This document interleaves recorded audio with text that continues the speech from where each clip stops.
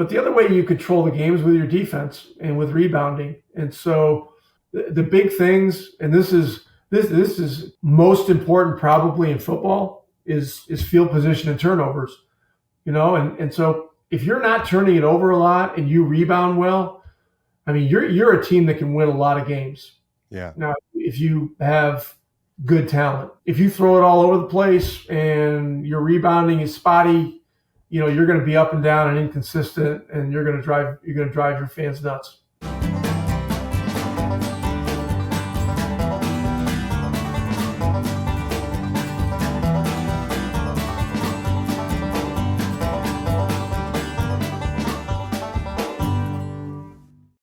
All right, we've got NBA head coach, NBA champion as a player, as a coach.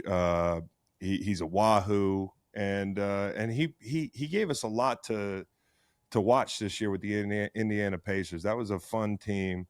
Head coach Rick Carlisle, welcome to the program. How you doing, Coach? Chris, how are you? Macon, good to join you guys. Everything is good. Everything is good. The first question I have is, how's Macon's golf game? Well, let's see. When we played last week, it didn't start out great, but it showed improvement, and I think he has tools. He's got tools? All right. So he's got clubs. Listen. He does have clubs. I meet Rick Carlisle. Yeah. We have a conversation. We exchange numbers. Yeah. And then I send him a text saying, hey, next time you're here, let's play golf. Thinking I'm never going to be taken up on that. Yeah. And he responds with, are you free today? He likes playing golf, man. And then so I'm standing over the first tee, and I'm like, there's a chance here that I play extremely well and impress NBA champion Rick Carlisle. And the first swing went about par 3, downhill, hard to screw up. Yeah. It went about 10 yards toward the hole and 50 yards straight to the right. Is that a slice? Yeah. I don't know if it even qualified as a slice. I'd like to get out there with you guys one day. I mean, I'm thinking about buying club. Better. Coach, I have a special guest in the studio. He's a big NBA fan. He's my son, Waylon. He's 8 years old. And we were careful about which jerseys to wear today because he has a ton of NBA jerseys. And he has one question for you. You ready, Way? Yeah. Okay, ask him. In the playoffs, why'd you only wear yellow? Yeah, that was somehow decided ahead of time. And, none of the other teams that we would have been playing have gold uniforms. So I think that Tyrese Halliburton was in on the decision. Turned out that they were pretty lucky, so that was good. And what you're seeing now in the NBA is, it was always the home team wore white, and then the road team wore whatever their color was. I think in NHL hockey, it's the opposite. I think the home team wears their color, and the road team wears white.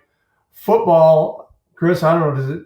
Does it vary some? It's white on the road, yeah. So you'd wear the white on the road, and the offensive linemen would get mad when we go on the road because they look bigger in the unforgiving white jerseys. But they don't have that issue in the NBA. The players decide a lot, Coach. Yeah, the players are in a lot of stuff. I don't think. I doubt it's a whole lot different in football. Probably not. We'd have meetings the night before and vote on it. So it sounds about right. Good question, Way. Good question. Anything else you want to say to Coach? He was excited to say hi. No. Okay, cool. All right. I like the Steph Curry jersey. I'm actually wearing. I'll pull one of these off. One of our players has an Under Armour deal. I've got these Curry. Ooh, nice. Oh, birthday. Ooh. Yeah. Wait, when's your birthday? March? March 2nd. Okay. Well, I'll try to get a pair of those, man. Okay. Hey, Coach, we took him up to see Curry up in Washington this year. The Wizards hooked us up, and we got to sit down close to the court and watch him take warm-ups and the whole thing. So I guess maybe my first question off that would be, can players learn to shoot at a certain age? Like, is there a Mendoza line for where you as coaches and developers of talent say, hey, this guy just doesn't have a stroke? Can a guy forget to shoot? Can a guy forget his shot? What goes on behind the scenes with that? Because a lot of times we assume a guy can either shoot or he can't. Yeah, It's an interesting question. I've seen guys that came in the league. There's a guy named Raja Bell years ago who Yep. came in the league and just could not make anything. He was a guy who was a great defender. He could get to the rim. He could make a little bit in the mid range floaters and stuff like that, but just long range couldn't. And then, gosh, 6 or 7 years into his career, he ended up in Phoenix with Mike D'Antoni, who's a guy that's been known to be a guy that can just turn players loose. And I don't know if he adjusted something with his shot or his rhythm, but he ended up becoming a 40% shooter late in his career. So, it can happen. Sometimes with big men, the guys grow up, they're in the post, they're, rim running and doing that kind of stuff. Nowadays, because the game has gotten so stretched out, and now we have 5 men that are shooting 30-foot shots, driving the ball, making plays, driving and dishing. The big guys are they're working at this because they know it's also something that can get them paid more money. So, there have been some centers like going back to the 70s, like Jack Sikma, who was a guy that just went in the Hall of Fame 2 or 3 years ago. Was a face-up, post-up guy, put the ball behind his head, and he had this series of moves. But as he went along, he got to where he was shooting a little further out. Then he got traded to Milwaukee with Don Nelson, who's another, right brain, really creative coach. Don Nelson was the guy that took Dirk Nowitzki and took him from the small forward position to the power forward position, told him to stay on the perimeter and shoot jump shots and threes or drive the ball. But Sikma, when he went to Milwaukee, became really one of the first potent three-point shooters back in the early to mid 80s. And then, the trend was slowly established. And then now you see where the three-point shot is. It's the most potent weapon in the game. So break this down for me. Dirk comes to the States and he becomes this great shooter as a big guy, but there was some intervention stateside. It was Don Nelson more than, the European system, or, because the way I understand it today is the game is so influenced by the European developmental system, and some of these guys coming over, they're growing up shooting that way and playing that way. How do you see that influence applied to the game today? And then also, is it overblown, like in the case of Dirk, where he comes over and learns to shoot? Well, Dirk knew how to shoot before he got over here. Yeah. The thing was that in that period of time, the trend was if you had a guy that was 7'1" and could shoot the ball from the perimeter, and you could put him at the 3 position, and you could add more length to your team. That was what everybody was trying to do. They were trying to get the longer guys, like the Celtics front line, the guys I played with in the mid 80s. Parrish, McHale, and Bird. Bird was almost 6'10". McHale was almost 7 foot. Robert Parrish was 7 foot or 7'1", and their length was daunting for opponents. But as the game began to speed up, and Don Nelson was one of the real innovators of the game. He was one of the first guys that played zone defense. He inverted his guys. He had small guys posting up and big guys spotting up, and what that was, Dirk tried to play the 3 position for about a year and a half, and it just didn't work, And Ellie put him at the 4 position and kept him on the outside, and his career took off, and he became a 14-time, 15-time All-Star, and was enshrined in the Hall of Fame, and I think he scored 32,000 points or something. He's 6th or 7th all time. So, you got to get the right coach at the right time, as well as having the right guys on your roster, so you can accentuate your abilities. I heard you tell Dan Patrick the first time you saw Luka play was in a pickup game in 18, and he reminded you of Magic Johnson a little bit. I don't want to take the words out of your mouth, but the way he applied pressure in a pickup game without trying to score. Do you remember other pickup games where you saw a guy for the first time and you were blown away in person? What's your favorite pickup game first memory of a player? Yeah, that's a good question. I mean, the Luka Doncic one was the one that was the most eye opening to me. Now, we drafted him, and the only guy that knew how good he was, really knew how good he was Donnie Nelson, who was our general manager.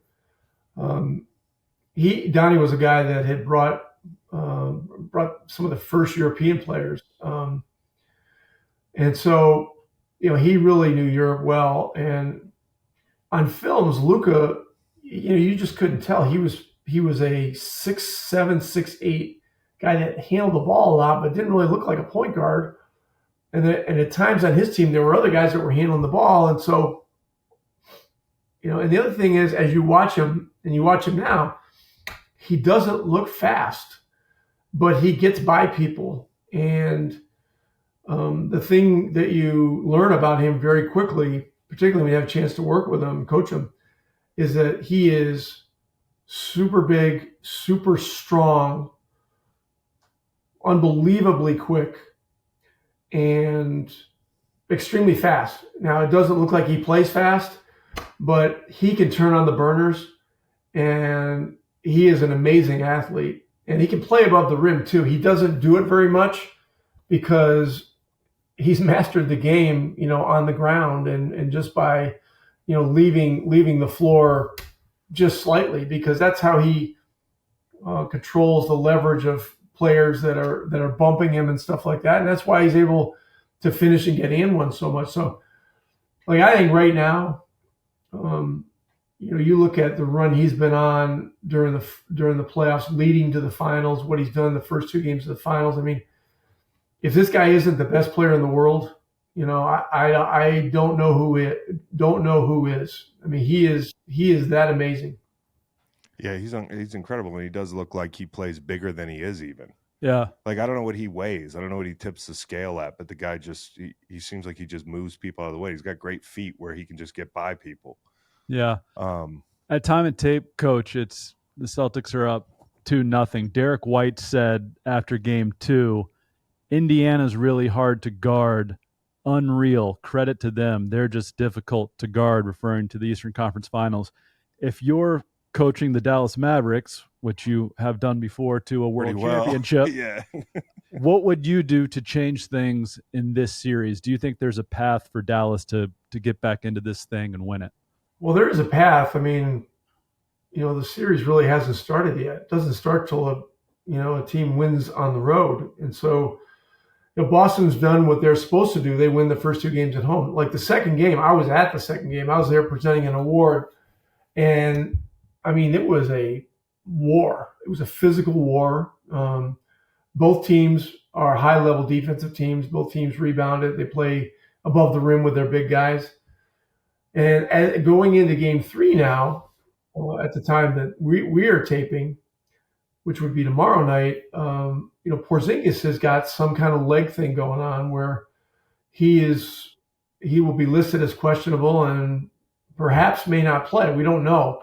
But, you take a guy like that out of the equation, you get a chance to go home with your crowd. I expect Dallas to bounce back in a big way anyway in game 3. That's normally the pattern. But look, we played as the road team in the first 2 series that we played and won. We won game 2 in Milwaukee on the road. That gave us home court. We went home, we won 2. We got blasted in game 5 at Milwaukee. Right. Then we went home and we got it done. And then against New York, we lost the first 2 games in New York. Came home for game 3, and it was a ball buster game. Andrew Nembhard hit a clutch 3 in the last minute to give us a little bit of cushion, and we were able to win that game. And then we won game 4 easily. Went back, got blasted in game 5 again, and then came home, won game 6, and then had a historic game on the road in game 7 and won. So these series tip on the slimmest of margins. Like Dallas didn't play very well in game 2 and missed a lot of free throws and turned it over. interestingly, in almost every one of our playoff games, the team that was the most physical, had the greatest level of physical presence, and had more rebounds, won virtually every game. And there's a stat in hockey, and football has this stat, Chris, as you're aware, it's hits. It's hits on the quarterback. Mm-hmm. In hockey, it's very interesting. The year we won the championship in Dallas, on our off days between games, the NHL finals were going on, and the Bruins were playing Vancouver. And the trend was that the team that was winning each game was not the team with the most shots on goal. It was the team with the greatest number of hits. And so it's another thing that really very vividly demonstrates, the importance of persistence. Like if you're going to go, Chris, if you're going to go lecture to a group of people that wanted to talk to you about football and life, I mean, the hits stat in football and in hockey is a great sports metaphor to life. And so, when we were playing in these first two series, everybody questioned whether or not we could make the game fast enough and play at the tempo we wanted to play at. The only way we could do it was to pick up full court and really pressure the other team and make them play faster than they wanted to. And then we had more depth. And so, you can always find a way, but you got to have the right players, and you got to have a willingness, to play to exhaustion and really do it the hard way. So anyway, I forgot what the question was, but no, I'm just like lost in talking ball. I know. It doesn't really matter what the question was. I'm peering under the hood, man. This is impressive. Cool. But Coach, the question I have with the 3-point shot and the way the game's changed gradually and the variability that comes with it, do you come into a game where you're saying, hey, there's two outcomes, either we're hot or we're cold early? How do you decide when you're going to stick to your guns and keep chucking up threes if that's the game plan? And how do you decide to, divert a little bit and say, hey, tonight's not our night? From a process standpoint, just about every team in the league wants either to get to the rim. I mean, the highest value shot in the game is probably free throws, because you're scoring with the clock stopped and you get to set your defense. So that's one thing. The second highest value is a layup, because it's a very, very high percentage shot. You get a chance for an and one. And then the next highest value shot is a catch and shoot 3-point shot. And so, how do you generate them? In the old days, back in the late 80s, 90s, when the 3-point shot was becoming used more, a lot of times it was generated out of the post. You'd have great post players like Olajuwon, Patrick Ewing, guys like that would work themselves into the paint. Here comes a double team, and now it would kick out, and it would be drive and kick for threes or good looks at mid-range shots if defenders flew by. Today's game, the analytics people don't want to see mid-range shots. Now, you think about it. There's a lot of smart teams, smart coaches, good players, great players.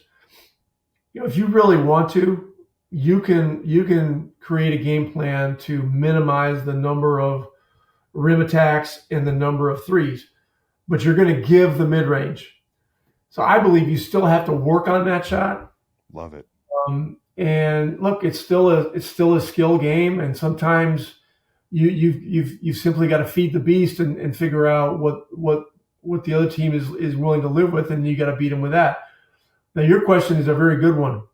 If you're a 3-point shooting team and you're having one of those nights, and like a good example of this is when you go into a back-to-back in the NBA.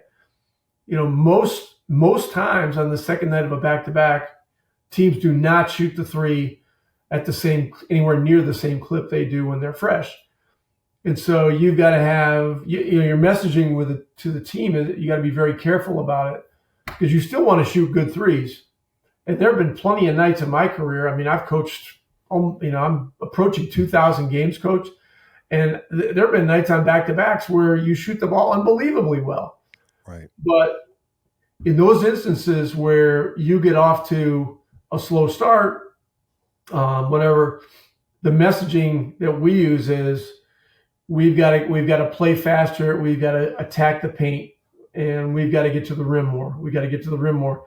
And then as you do that, the drives and the passes that kick straight out that allow players to catch the ball stepping forward into the shot are going to be much higher percentage shots than ones where guys are going to be catching it like this and having to turn and shoot. And so, some of this is geometry as well. But the other way you control the game is with your defense and with rebounding. And so the big things, and this is most important probably in football, is field position and turnovers. And so if you're not turning it over a lot and you rebound well, I mean, you're a team that can win a lot of games. Yeah. Now, if you have good talent, if you throw it all over the place and your rebounding is spotty, you're going to be up and down and inconsistent, and you're going to drive your fans nuts. I just want to come back to one thing. We were talking about Europe and European players and Luka and Dirk. You coached somebody that could have been one of the best ever, and obviously died in a car accident, Petrovic in New Jersey, and also Sabonis, somebody who I think if he'd have played his entire NBA career or his entire basketball career in the NBA, he'd be thought of even differently. Can you speak to how different those two legacies could have been? They're great legacies, but in our sport in America, what people don't know about those guys? Well, you guys have done your homework. I'm impressed. No, I mean, actually, I grew up watching Sabonis, and for me, it's crazy, Coach, because people were like, hey, dude, the guy you're seeing right now is not like the guy that was playing in Europe. And that was shocking to me. And then I pulled up the YouTube stuff from him over in Europe, and it was incredible. It was like my dad used to describe Elway a certain way in the 80s. And he was like, Chris, you couldn't catch him. And then I watched him in the 90s, and he's helicoptering in the end zone. He looks like he's central casting for a veteran quarterback that can't run anymore. It's like it's two different players, but it's the same guy. And I feel like we didn't get the whole picture with Sabonis, and we didn't get the whole experience with Petrovic. Very true. Petrovic was, gosh, I mean, look, I coached Reggie Miller. I played against Reggie Miller. I played with Reggie Miller on summer league teams. I mean, Reggie Miller's a great player. I played with Larry Bird. He won the 3-point contest 3 times in a row and did it with his warm-up jacket on. I mean, Chauncey Billups was a great shooter. I had him in Detroit. And then, Nowitzki and Jason Terry. And like Jason Kidd is top 5 all time in 3-point make. So yeah, I had a lot of great shooters. We had Buddy Hield for 2 years in Indiana, and he'll be out as one of the greatest shooters, 3-point shooters in history. Petrovic could do it off the move, maybe better than anybody I've ever seen. He could fly from one baseline to the other, turn, catch, shoot, swish it, and then land in the other team's bench and make it look like incredibly easy. He had amazing, strong legs, and the guy was a machine the way he worked at shooting. I mean, his mechanics were perfect. And I mean, he could stand out there and shoot, like, I'll give you another guy. We had Stojakovic with us the year we won the championship in Dallas. One day after practice, I watched Stojakovic make 96 out of 100 threes. I mean, fucking unbelievable. That's crazy. Yeah, it's crazy. But Petro was the guy that could have done that. Dirk was a guy that could shoot, in the 90s out of 100 from 3. I saw him do that a lot. Jason Terry the same way.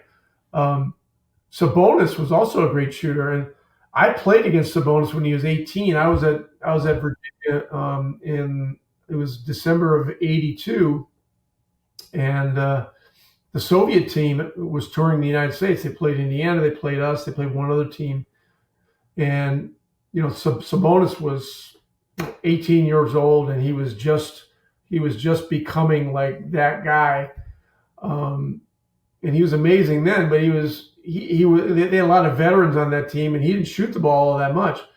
when he was 23, 24, 25, 26 before he tore his Achilles, go on YouTube and like punch in Arvydas Sabonis pre-injury.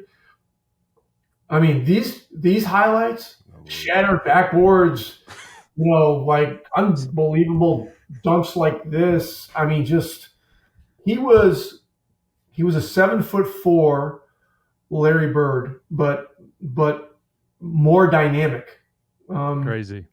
I mean, that's nuts. So it's one of the things about life. Sometimes you only get a peek at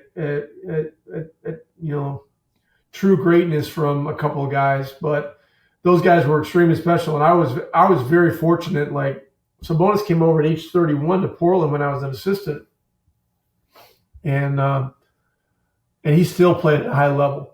And he understood the game so well and had such great skill that he could beat you with passing, rebounding, and he could post up and he shot threes easily. So, and his son now, Domantas Sabonis, Great player, yeah. coached for half a year in Indiana before the trade, Yeah. and he made All NBA this year. So, really special guys. Coach, is there a common thread of the great teams you've been a part of, be it the Final Four at Virginia after Ralph, be it the 86 Celtics, the 2011 title team, a bunch of teams in between, this year's Eastern Conference Finals club?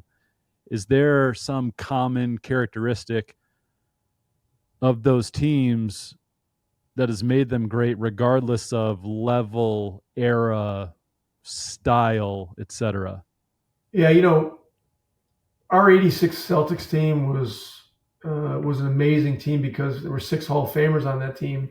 And because we had Bill Walton and other great players, guys like me could make the team and actually play in the games. I mean, that's how it was. And we had a few plays, but we didn't have a whole lot of set plays, or Casey Jones, our coach, didn't call plays very much. Dennis Johnson, who played the point, he called stuff.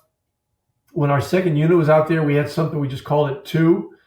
And it was basically move the ball, get it to Bill Walton in the post, and just start moving around.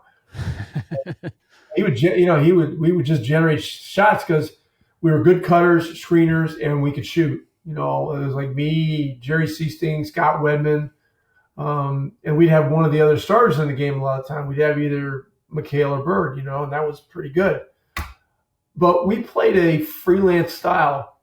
And I'll tell you just a little side story. I played Boston for 3 years and then went to the CBA for briefly and got signed by the Knicks. So I was with the Knicks for a year. And the Knicks had Patrick Ewing, who was young, Mark Jackson, who was young. Rick Pitino was the coach. And Rick was, he and his staff were like, these guys were so dialed into every little detail. They came to me before we were getting ready to play Boston when I was with the Knicks with all these diagrams of different things that were happening. And they're saying, our scouts can't get the calls, or I was at the game last night and I don't get the calls. What are the calls for all these things? And I just said, they're just playing. That they're so hard to guard is, number one, they have great players, but number two, it's, they play a random style that is unpredictable, and the more unpredictable, like they don't even know what's going to happen, and so you've got to kind of defend them, conceptually. So I felt that was a beautiful way to play. It was a beautiful game to watch. When I ended up going to Dallas, I'd always taken elements of our 86 team with all the teams that I had over the years. But the Dallas team was extra special because we had some old school guys. Guys knew how to move, cut. We could shoot. We do all those things. And so, we won that championship basically calling no plays during the playoffs. In fact, almost every time we ran some kind of a play after a timeout, the other team would just blow it up because teams have you scouted so well during the playoffs we come into huddles and just say, hey, just keep it moving. Keep it moving. Keep it moving. And our guys thrived in that element. And so, like this year with Indiana, when you play as fast as we play, it's almost impossible to call plays. I mean, and so you play out of concepts and you play, with like triggers that that the team learns on, how to make reads and stuff like that. But the ball is constantly moving. You're blurring, and ghost screening, which means you're coming up the screen and slipping out, and you're just creating as much chaos as you can, and trusting that the movement, the speed, and the passing of the ball is gonna yield a great shot. And I think we led the league in field goal percentage, so it was effective. But that's what I have taken over the years, and it goes back to the '86 team. That the freelance style and creating unpredictability for the defense that's trying to guard you. Going back to the '86 team, because that's kind of Boston where it all began for you, and I think watching you give that award last night, you got to feel some juice when you walk back in that building. Just the memories and your relationship with Larry Bird, really instrumental, I could tell, in your professional career. And just what are the emotions that you feel when you go back? And is it complicated when you're coaching in the Garden wearing that yellow jersey? Well, it's a very interesting question. I've been back there so many times now, right, that it's not quite the way it was. Like, I remember when I went to the Knicks and came back and played there, it was really weird, Yeah. And as you go along, I go back in the TD Garden now, and there's 4 or 5 people there, including Jeff Twist, who's the VP of PR. Jeff had just gotten the PR job when I was a rookie with the Celtics. I mean, he's still working there. There's a guy named Francis O'Brien who's, one of the ticket guys in the back hallway, and he works with the ball boys on stuff. I mean, there's still familiar faces there, and so it's special, And then, like, every time you are in Boston, and our hotel is on Boylston Street, and I remember when I was in training camp and my first year with 3 other rookies, we all hung together. We had one rental car, and we drove it around, and we were getting $32 a day meal money per diem. And now the meal money's like, 160 or 70 a day. Inflation, though, Coach, Yeah, and so you remember some of the scenes and some of the places that you were, and it's pretty cool. And and like for me, if I hadn't ended up in the right place at the right time, being drafted in the 3rd round by a team I didn't even like Boston, when I got drafted by them. I was a Sixers fan. And then, but things happen for a reason, and for me, ending up with a team of Hall of Famers that had just won a championship was the blessing, because I had a skill set that, could keep me on the floor playing with all those guys, and, I could make some shots. So, I got lucky and stole a few years, and, that first year in Boston, I mean, if it wasn't for that, I don't know where I'd be now. Did Bill take you to a Dead concert? Oh yeah. Oh yeah. How many did you go to? Well, I went to a lot over the years. I probably went to at least 25 or 30. But there we go. I told this story to the media the day Bill passed away, 10 or 12 days ago, that in '87, I was still with Boston going into my last training camp. I had met my wife Donna on a cruise to Bermuda. I was with a Celtics group, and she was with a group of people from New Jersey. We met. She was on her way to grad school in DC. And I was on my way down to Charlottesville to work out, to get ready for training camp. So I stopped at DC, and the Denver playing at the Capitol Center. So I called Bill. In those days, nobody had cell phones or pagers or any of that kind of stuff. I mean, I I had to find Bill on a landline, which is like That's tough. impossible. So I get a hold of him and I said, hey, listen, I got this girl. We're going on our first date tonight. The Dead are playing at the Capitol Center. I don't have tickets. Can you help me?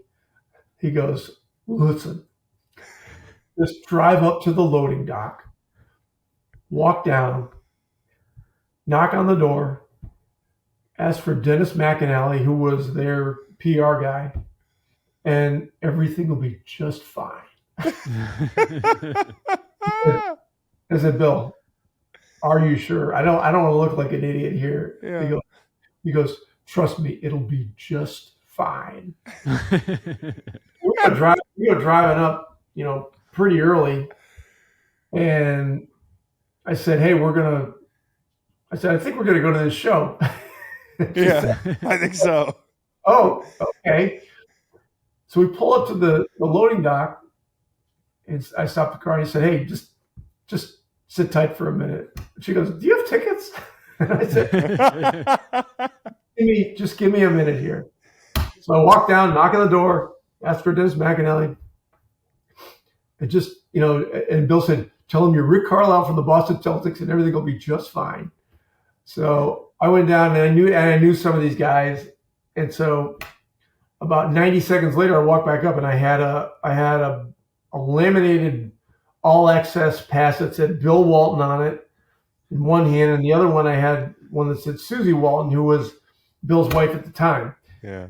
So we had an unbelievable night. I mean, we were literally on stage watching the show, and during the intermission, wandered around backstage and just went in this room. And all of a sudden, we're sitting. There's two couches facing each other. All of a sudden, we're sitting on a couch facing Bob Weir, Jerry Garcia, and Mickey Hart during the intermission. And I said to Jerry, I said, Rick Carlisle from the Celtics. And he goes, how's it going? we sat there and shot the shit with these guys for like 15 minutes before the set. They were cool? They were cool? Oh, they had to be the coolest. These guys were so great. And it was funny because, Bobby had just gotten a new guitar. And I had asked Jerry, I said, how long have you been using your guitar? He goes, I've lost track. He goes, it's been like decades.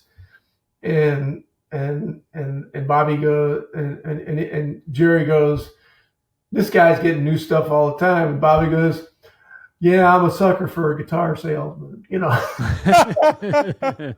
Hey, my dad just met him. My dad met Bob Weir. Yeah. He was one of the drummers, and yeah, and, he was back there, and we were just talking to these guys, and that's so needless to say, it was a good first date. That's cool. The other thing from Boston, obviously, is, as I mentioned, was the Larry Bird thing. And I when I was younger and Larry was coaching in Indiana, I didn't have memory. Like now as an adult in the media, I'd know exactly what his record was. We looked at it today. The guy was winning 71% of his games in Indiana, like really well regarded as a coach. It kind of gets forgotten that he had that little chapter there. And I wonder, having played with him and having crossed paths with him a few times when you've gotten jobs and that sort of thing, did you learn something from him watching him coach? And why would he get out so early? Because he looked like he could really coach. Yeah, we went in there. I mean, this is another odd story. It was spring of '97. I was an assistant with the Blazers in Portland. Don and I were out in a movie. Came home. In those days, everybody had answering machines. You push the button on the answering machines. You guys are probably too young to remember, but and so we had them. Unfortunately, we listened to our teachers call home on the answering machine. Delete the message. I push the button and I hear, "Hey Rick, it's Larry Bird. Give me a call, thanks." And I said, "Okay." To Don, I said, "Something's going on," because Larry was not a phone guy. Like I'd been to his house in French Lick, half a dozen times, and the phone would ring, and they would just act like it wasn't ringing. It was just like. So it turned out he was talking to the Pacers about being the head coach, and he was going to take the job. And so, I said, "Look." So he called me up. He wanted me to be one of his assistants. He goes, "Look, I need an offensive guy and defensive guy." I said, Larry, do you have any idea, that you're going to have to like beg these guys to play 50 nights out of the year? Yeah. He goes, listen, I'm going in there. I'm going to get these guys to play. I mean, there's some good players there, and there were. It was, both Davises, Dale and Antonio. Rick Smith was there. Reggie was there. Mark Jackson, Travis Best, Jalen Rose. A lot of good players. Because I just need an offensive guy and a defensive guy, because I don't, I know that I don't know anything about coaching, but I'm going to get these guys to play hard. So eventually I said yes and went. And what was interesting was that, what I learned from him was, it was really the first time probably ever that there were really true coordinators on an NBA coaching staff. I was the offensive coordinator and Dick Carter was the defensive guy. First time ever. And so when I got my first head coaching job in Detroit, I got an offensive guy and a defense. I got a defensive guy. I was going to do most of the offense, but I had a guy that was helping with it. And if you can delegate to somebody who is talented and can do the work and can live up to the responsibility, it takes a lot off your plate as a head coach. So I did it for many, many, many years. And that was the biggest thing that I took away from Larry.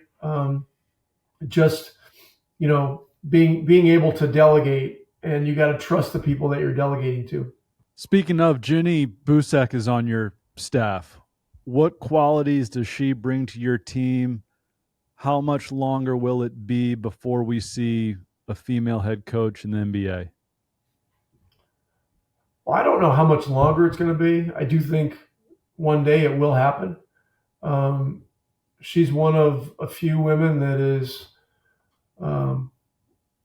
qualified. I mean, she's been a head coach in the WNBA, had elite offensive teams. She's now the only front of the bench coach in the NBA as a female. Becky Hammond obviously is another female that is very, very highly regarded. Jenny took on a lot of responsibility this year with our defense. She's a great communicator. She is from a family of doctors and psychiatrists and really, really interesting backgrounds. And so she has studied the younger generations to figure out the learning environments that work best. I learned a lot from her about that. The millennials are gone. Chris, you're probably a millennial, right? Yeah, but yeah. So now it's we're like dinosaurs. Now it's Gen Z. So I've got my daughter is going to be a second year at Virginia, and so I've learned a lot from her about what that generation's all about. But Jenny has really studied it, and she has a wealth of knowledge there. And so, but she's just got so much going for her, and she's a very, very important part of my staff as well. I talking about Virginia. It's a Virginia show. When you played at Virginia, I'm assuming you played Michael a few times, right? And I'm sure you remember what that was like, but you also saw him in '86 score 60-something points against the Celtics in the playoffs. And I wonder if you were surprised. No. I mean, look at Carolina. A lot of the guys in those days at Carolina didn't have gaudy stats. I mean, he was playing with Worthy and Perkins, and Jimmy Black. I mean, these guys were all great players. And, Dean Smith had them running stuff that, had the ball moving to different people. And they had great balance. That's why they were so hard to beat, So, but his ability, and, I got to know Michael some in college, and then, he and I both were in the same draft. Obviously, he was the third pick, and I was the 70th. So, but draft all the time. Played against him. I actually played against him for a minute or two in that game, and he went 0 for 1. Yeah, right? 0 for 1. We dug that up. You talk about research. Nobody held him scoreless but you. You're the Jordan stopper. How you feel about that, Coach? Well, Coach? Well, I don't advertise it because nobody really wants to hear it. But it was a memorable game, and I remember he had 46, 63. So 63 minus 46 is what? 17. 17. So 63 plus 17 is what's? Is 80. Yeah, so somebody says, you think he's going to get 80 the next game? Then if he gets 80, I'll retire. Not on you, though, Coach. That's what he said.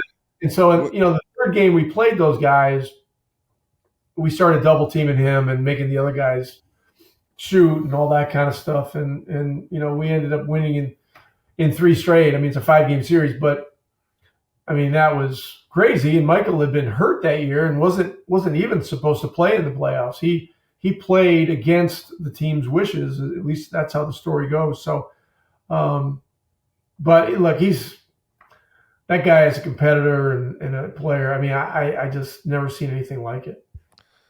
And 40 years later, as we get Coach out of here and are mindful of his time, the 2024 draft, you have 3 second rounders. Will you be taking Bronny James at 50 or 51? Well, I'm going to go out on a limb here and predict that he goes quite a bit higher than that. Wow. Okay. Sounds like 36. I'm not going to say who. I don't want to get. I don't get. I've been fined enough this year during the playoffs. All right, good. That's good. We got that out of the way. This is the last question. It is LeBron related because I think about you and your unique front seat, to see MJ in college and, in 98, it's just years. It's just this guy won't go away.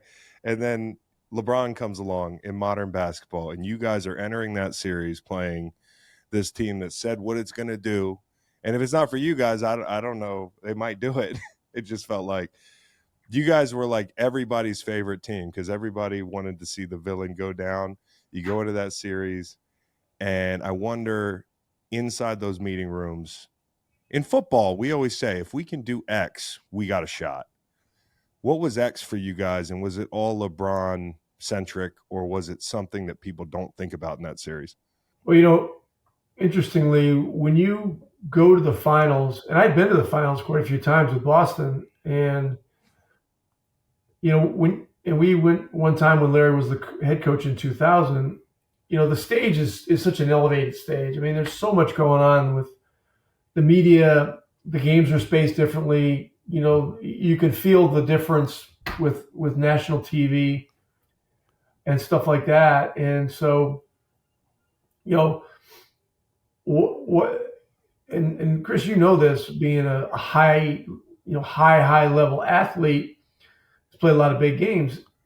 When you're involved in a competitive thing like the NBA Finals, physiologically, you change. I mean, your saliva tastes different, your sleep patterns change, your appetite is different, and stuff like that. And so what you learn about all that is that in that state, the